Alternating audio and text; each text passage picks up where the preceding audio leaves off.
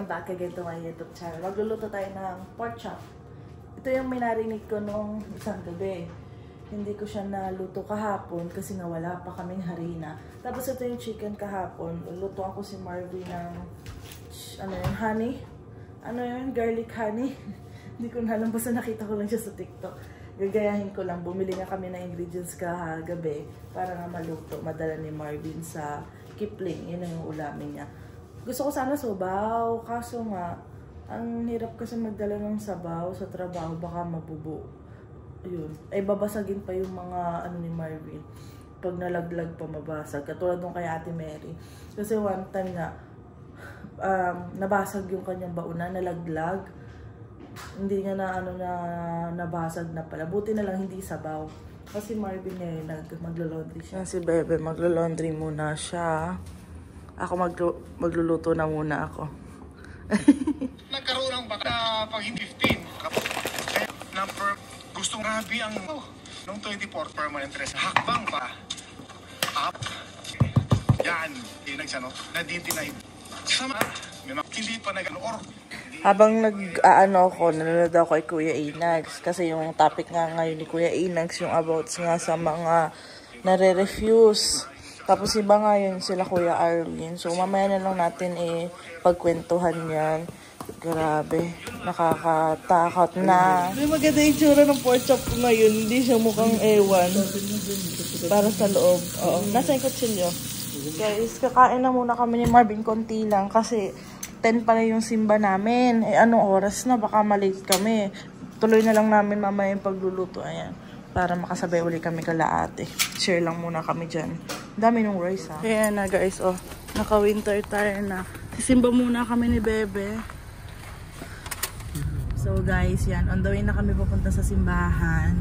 Ay nako, ang daming nangyayari ngayon. Tapos may mga nababasa ako sa mga group ng mga international student. So, ayun. May nag-post na taga Alberta, gagraduate daw siya this year. Ngayon, this year. Tapos kung pwede daw siyang lumipat ng plan kasi niya lumipat dito sa Saskatchewan pag nakakuha na niya yung PGWP niya. Sabi ko, nasa Alberta. Parang nasa Alberta na lilipat pa siya dito sa Saskatchewan. Kasi nga daw ang higpit na rin nga daw sa sa Alberta. Ayan. Madami rin nagme-message sa akin kasi nga ngayon ang dami nang na-deny yung mga work permit, work permit, diba nga yung kay Kuya Alwin. Tapos ayun, ang daming mga naglilipatan dito galing sa ibang lugar, nagbabaka sakali kasi yung iba pa-expired na yung visa nila. Ay hindi na naman yung pwedeng extend pa yung mga PGWP kasi isang beses lang yun ibibigay. So ayun, nakakaano lang din kasi syempre ang walang nangyari, parang walang nangyari sa pinaghirapan nila pagpunta dito. Ganyan. Tapos yun, alanganin na yung iba, alanganin na yung paglipat nila dito, konting buwan na lang.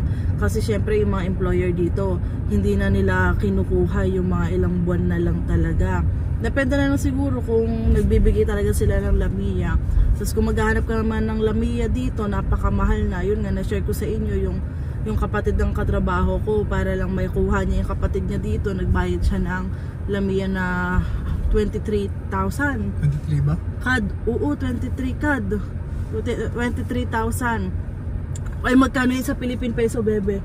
Napakalaki. 800,000 megit. Pinag-ipunan daw yun ni ate para nga daw yung kapatid niya hindi na magbarko. Ayun. Ay sa awa ng Diyos, after 1 year niya dito sa Saskatchewan nakakuha na employer. After 1 year, PR na. Pero yun nga, hindi pa alam kung lilipat sa Toronto kasi nga sabi nung kapatid niya na nandito sa Saskatchewan, parang nasanay na nga sa buhay dito, tapos mura yung cost of living. Tapos pag i-compare mo nga naman sa Toronto, mataas yung cost of living.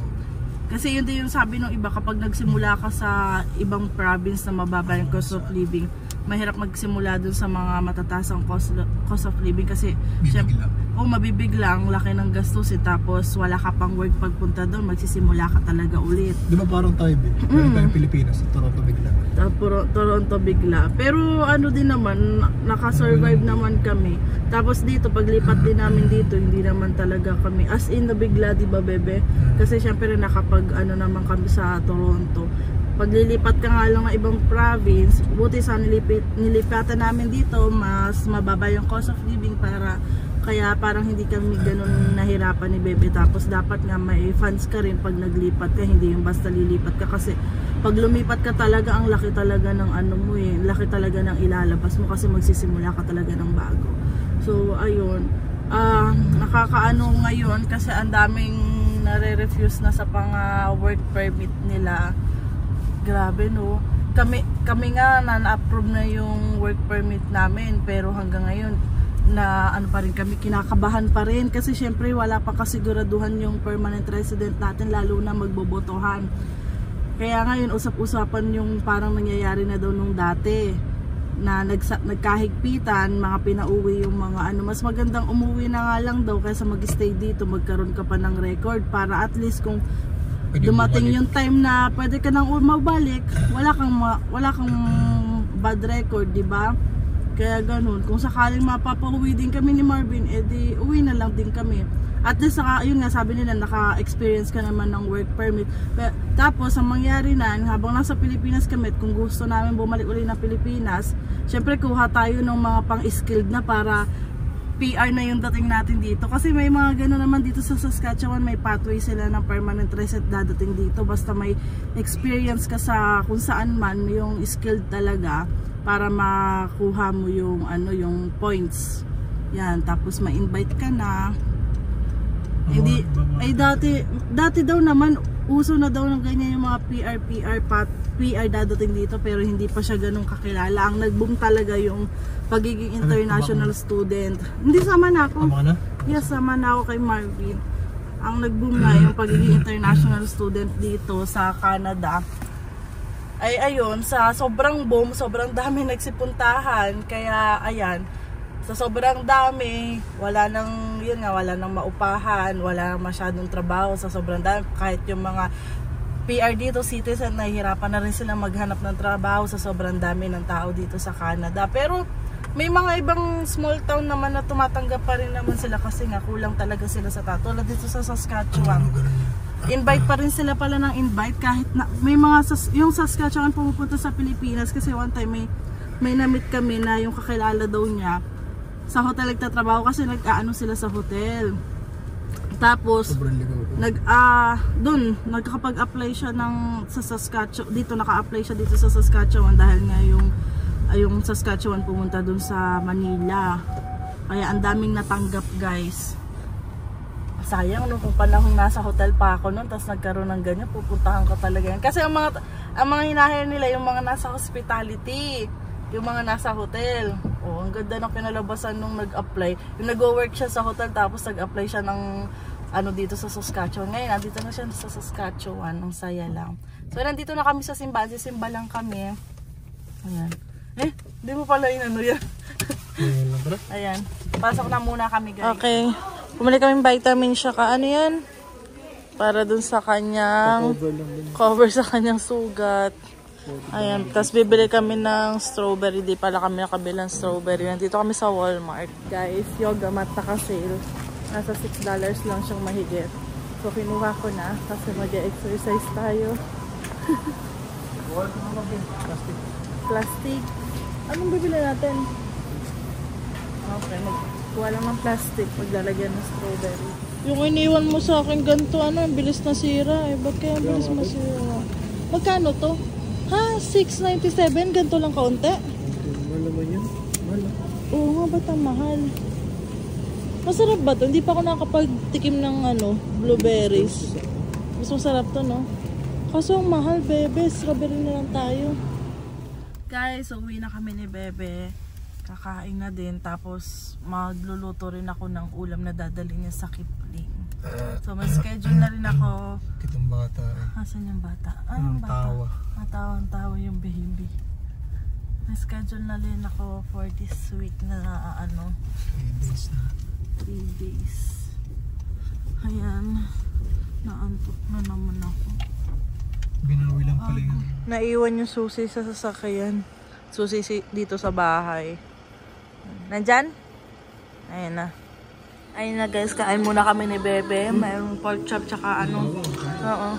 May shrimp to. Shrimp natin yung chicken para maluto yung loob, sabi ni Marvin. Hindi kasi tayo mayaman sa mantika kaya hindi pwede itong makapal. Alin? Yung binil kahapon, nilog na? Ang bilis nilog na agad. Ayan na yung baon ni Bebe. Dinala niya na yung isang tilapia para daw may fish siya. Tsaka yung honey garlic chicken, yung niluto ko. Isan lang natin dito. Punasan ko. Ay! Tumulo. Alis na siya. Bilis ng araw, alis na uli. Pero 2 weeks ka naman bakasyon, di ba? Oo. 2 weeks. Di ba next, pag-uwi mo ng Thursday, 2 weeks na bakasyon si Marvin. Halos 3 weeks. Dito na uli si Marvin. Siya muna maghatid sundo sa amin pag babakasyon niya. Sarap. Kalapit ko na uling matulog. Love you. Alis na siya. Ay, hindi tayo rinig. Kinakatok ko. Alis na siya. Lalagay lang niya yung mga gamit. Ayan guys, umalis si Marvin 3. Tapos tumawag siya kanina mga 3:25. Tapos ngayon 4 na. Sabi ko magba-vacuum lang muna ako. Ayun.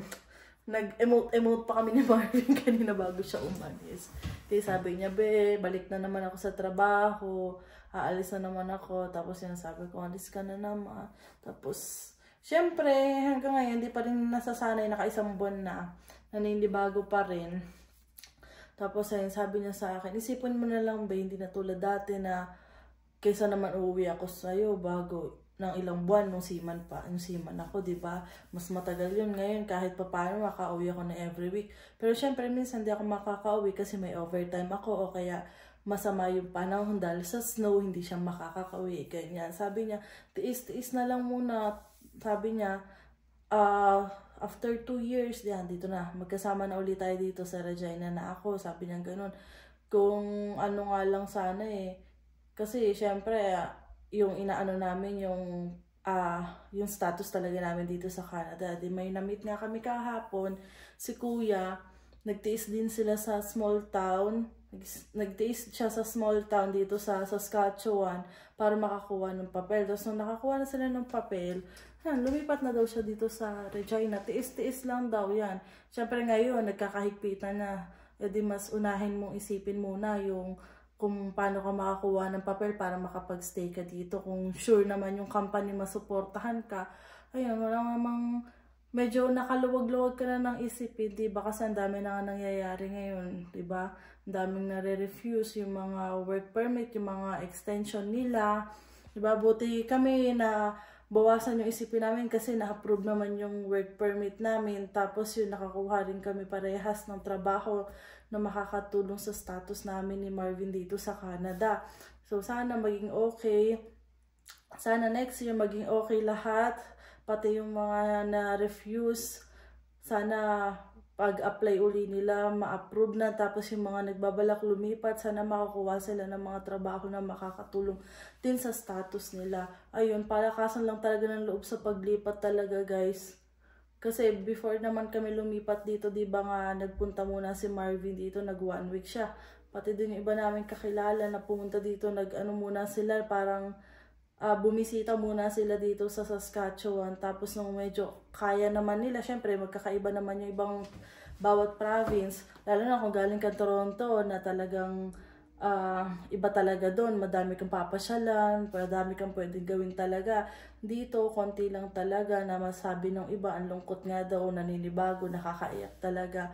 Kaya nung una, bago kami lumipat, talagang umiyak din ako kasi syempre ayaw namin umalis ni Bebe. Tapos nung medyo nakaano na naman, okay na.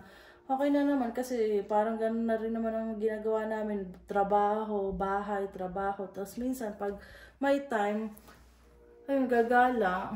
Ayun nga, kaya pag dadating si Marvin dito, kaya ba nung Sabado ba, hindi ba day off ako kahapon. Tapos sabi niya, pinagmamadali niya ako mag-ayos kasi gusto niyang maaga kami lumabas.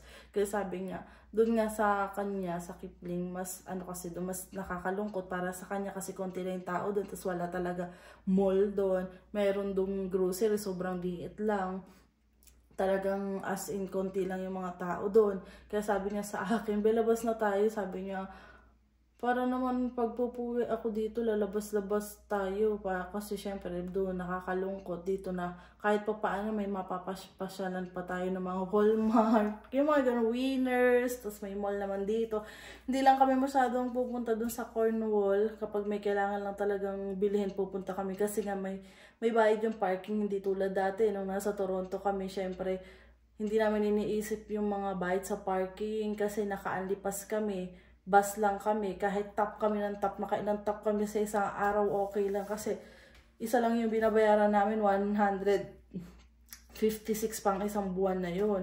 Eh ngayon hindi ako kumukuha, kaya nga minsan sabi ni Marvin, minsan daw pasyal-pasyal ako. Sabi ko, nangihinayang ako mag-tap-tap kasi hindi na tulad dati na naka-unlipas ako. Ayun, dati naka-unlipas ako kahit hindi ko siya kasama, namamasyal ako diba sa mall. Yun, kaya yun, ito na lang, hintayin na lang din namin maging okay lahat. Alam natin maging okay din ang lahat, pray lang, huwag natin kalimutan si God, ibigyan na natin kay God kung ano yung plano niya para sa atin. Syempre, wala tayong magagawa kung hindi naman talaga para sa atin. Syempre, basta ibibigyan na lang natin yung best natin ngayon kung ano yung nandito. Sa ngayon din, syempre wala pa kasiguraduhan, mag-ipon-ipon na muna din kami. Kaya nga hindi kami ganun kalakas gumastos. Yun lang, napagastos lang talaga kami sa sasakyan kasi kailangan talaga ni Marvin. Kaya na malakas na yung loob din namin kumuha ng sasakyan kasi nga syempre nakakuha kami parehas ng trabaho na makakatulong talaga sa status namin. Pero sana next year, hindi yung dumating pa sa point na grabe yung higpitan ang mangyari. Madamay na rin yung mga nandito na dumediretso na ba yung PGWP na baka biglang pauwiin kahit di pa naman expired. Pero yun nga, yung mga bali-balita, yung mga pa-expired next year, ang visa, papauwiin na nga. So madami nga daw yung mga may expired ang visa next year. At sobrang nakakalungkot yun kasi syempre ilang taon ka rin nag-stay dito, walang nangyari dun sa lahat ng pinaghirapan mo. Hindi naman din basta-basta yung pamumuhay dito sa Canada kasi lahat naman talaga naghirap. Tapos minsan kapwa Pinoy mo pa yung mga down sa'yo, yung parang ayoko maging okay dito sa Canada. Pero syempre, ano na lang, hayaan mo na lang yung mga sasabihin nila, gawin mo na lang yung mga bagay na makakatulong sa iyo. Yan, may mga ibang Pilipino naman mabait na tumutulong din talaga sa kapwa Pilipino. Ayun nga, mayroon nga sila Marvin sa Kipling community, mga Pilipino kasi konti lang sila. Parang dun sa group 50, parang sinabi 50 sila, parang 50 family na Pilipino doon sa Kipling. Sobrang konti pa lang daw doon sa Kipling eh. Sa 2,000 or 3,000 pa lang ata ang katao lang doon, ang tao doon. Kaya sabi ko nga kay kuya kung magkakakilala ba mga Pilipino. Doon daw nagpapansinan pati talaga mga Pilipino at nagtutulungan doon sa Kipling kasi nga kakaunti lang sila lang din nagtutulungan doon. So sabi ko Marvin, kapag wala akong pasok, kasi syempre 2 weeks si Marvin walang pasok. Pag uwi niya sa Thursday yan, wala na, balik na yung January. Sabi ko, kapag wala akong pasok, punta tayo. Kasi inaano ni Marvin, pupunta siya mag-isa, malayo. Tapos sabi ko, kung wala akong pasok, punta tayo. Sabi niya, oh sige, punta tayo. Kasi sila ate pang pupunta sila doon. So, ayan. So, siguro hanggang dito na lang guys at magpapaalam na ako. Mag-vacuum na muna ako, maglinis ako ng kwarto, magtitiklop din ako kasi nag-laundry nga si Marvin kanina. Ako na daw magtiklop kasi alis na nga siya. Sabi ko, okay na kasi wala naman akong trabaho bukas. Ang trabaho ko pa sa Thursday pa naman guys. So, pahinga tayo. Mahaba yung pahinga natin ngayon. Ayun lang. Don't forget to like and subscribe sa YouTube channel natin. Basta, ano lang tayo, positive lang. Maging okay din lahat. May kapalit lahat ng pinaghirapan natin dito sa Canada. Bye!